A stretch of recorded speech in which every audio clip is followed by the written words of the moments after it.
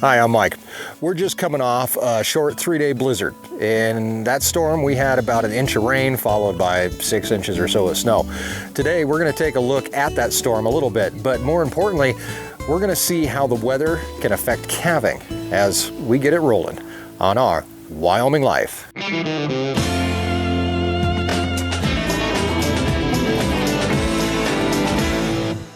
Welcome back.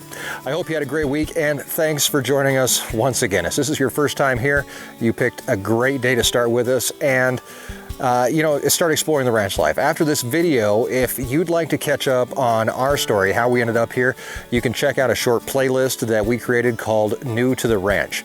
It takes you through our beginnings, the animals, a nice little tour, and a whole lot more.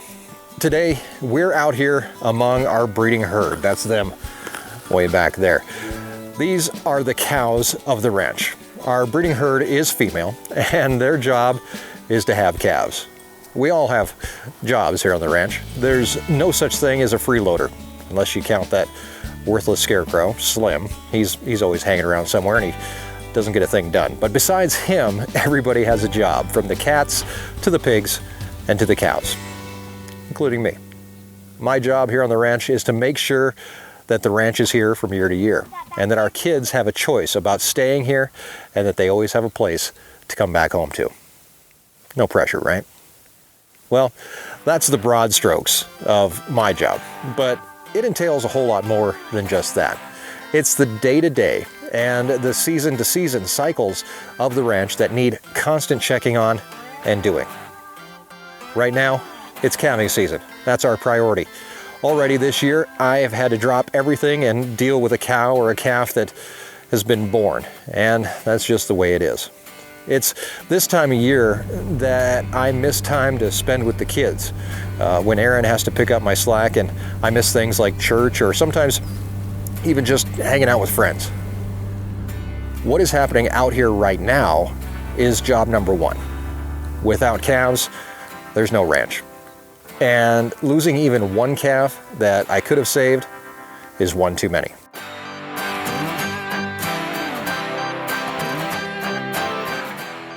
"14 days ago, our first calf of the season was born.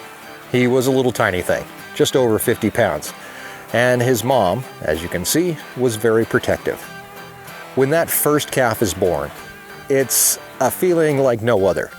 It's not only the beginning of a new season, but it's also a sigh of relief, meaning that the world is still moving forward, and so is the ranch. After he was born, he became calf number one. And for what I felt like was the longest time, he was the only calf on the ranch. Mackenzie's class took it upon themselves to name him. They took a picture of him, they hung it in the classroom, and then they put their names in a hat. We drew one, and just like that, he became Fireball, a name suggested by Colt. So I can't really talk about naming calves without addressing the issue that we hear occasionally here on the channel, and how it's absolutely improper to allow our kids to name animals on the ranch. Now, I do get that it can be tough for kids to name animals and then watch them leave, but I also like to oppose that by saying that some of these animals are of absolute importance to the ranch and to the kids. Fireball is our first calf of the season, and for that reason, he may be the most important calf on the ranch, and he deserves that recognition. Now, another reason that I don't mind him naming a calf is because it's really hard to convey to a 3 or 5 or a 8-year-old how important an animal can be.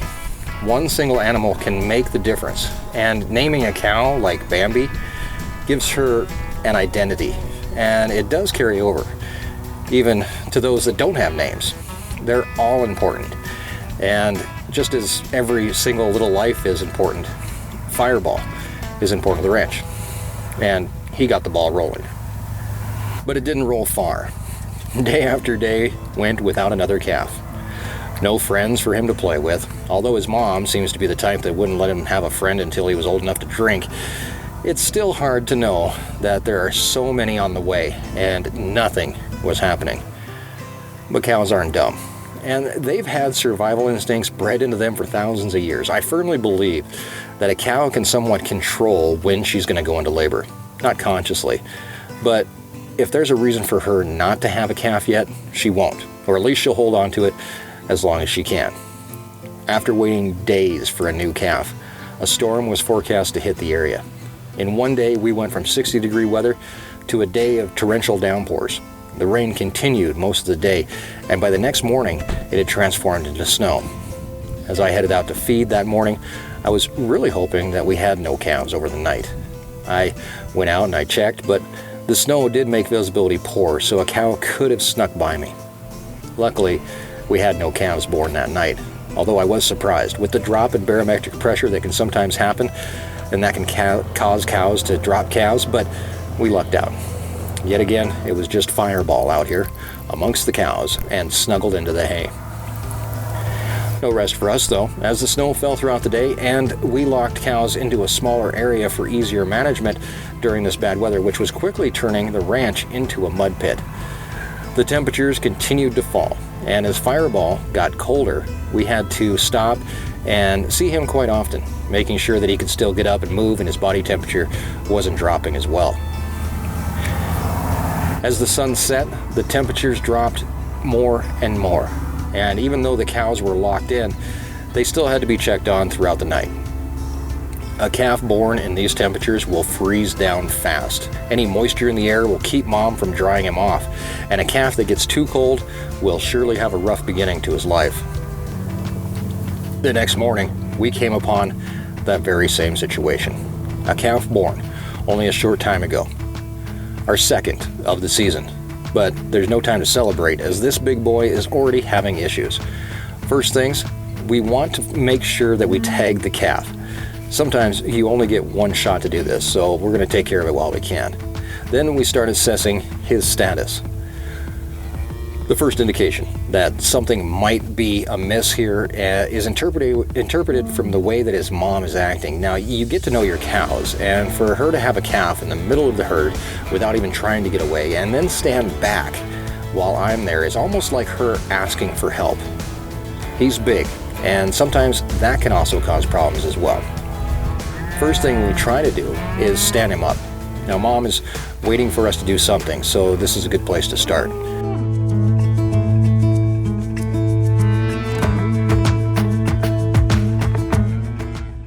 But when we can't keep him on his feet, a decision must be made. In the past, I might have hemmed and hawed, but now, after knowing what I've learned over the last few years, there's no question in my mind. He needs to come with us to the shop where we can get a better feeling for what's going on with him. His first stop in the shop is the calf warmer. He'll spend a couple of hours in here. His core temperature is low, and the only way to warm him up is to put him in the calf warmer. While he hangs out in there in the warmth, we can head back into the cold and finish looking at the cows where nothing else is happening. Back at the shop, the kids, while waiting for the bus, have found our new calf and are saying hi. I can't pronounce it. What is it called? His what? That red thing. His umbilical cord. Yeah, that's what I was trying to say, but I couldn't pronounce it. Umbilical. Hey, bye. Okay, see how cold he is? You see he's shivering? Yeah. Should we close the door? Yeah, I'm gonna pet him first. He's dry. Actually dry. Yes.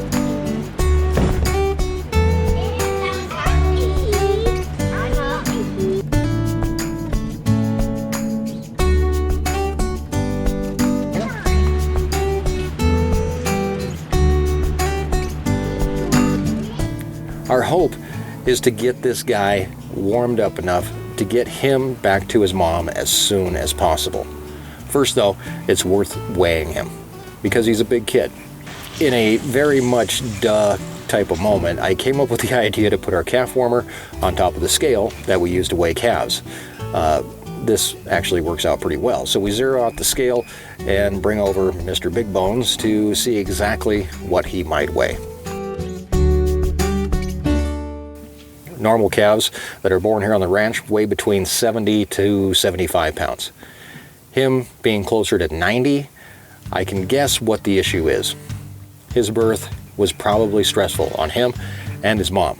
After he was born, after much effort, he didn't have the energy to get up, and he laid there on the ground, trying to catch his breath. Instead, he almost caught his death. But he's not out of the woods yet. We still need him to stand on his own. Until he can do so by himself, he can't drink. But here's the rub. His hooves are too slippery for him to stand here in the concrete in the shop. So in what might seem kind of like a counterproductive move, it's back outside for him to stand up in the dirt and snow, where hopefully he can get some traction. And you know what? He's going to be in the dirt and snow anyway. He's still pretty wobbly, but I need him to get with his mom, where he can get some of that first milk that moms give that's called colostrum. So for this guy, it's back in the gator and back out to mom, where we're going to keep an eye on him, but his mom can do what she does best.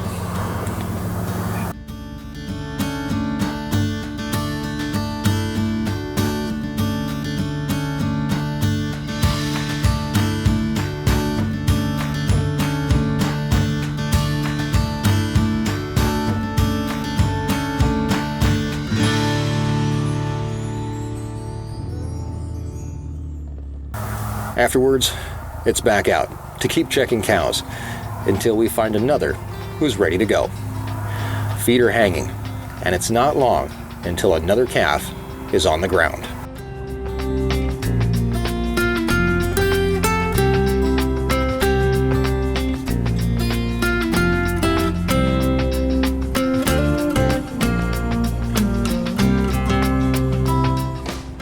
This is number 3.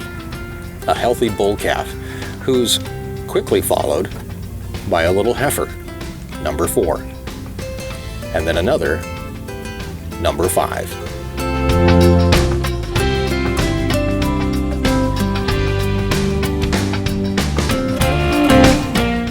As we continue and head out for more surprises, night checks will be a part of life. More calves will be born, and we'll grow our family here on the ranch together. All the while, never knowing what to expect. Calving season can be long, but ultimately it's very rewarding by the end. We'll have a few more wrinkles and need a haircut, but through our efforts, we'll save calves' lives this spring, and hopefully get to bring you along for more of it than we've ever seen before. Please subscribe, hit that bell button for notifications, and join us as we continue to explore the ranch life and escape the ordinary. Every day, every night, and every post on Facebook and Instagram, and every single video. Thanks a bunch. Have a great week, and I'll see you next time on Our Wyoming Life.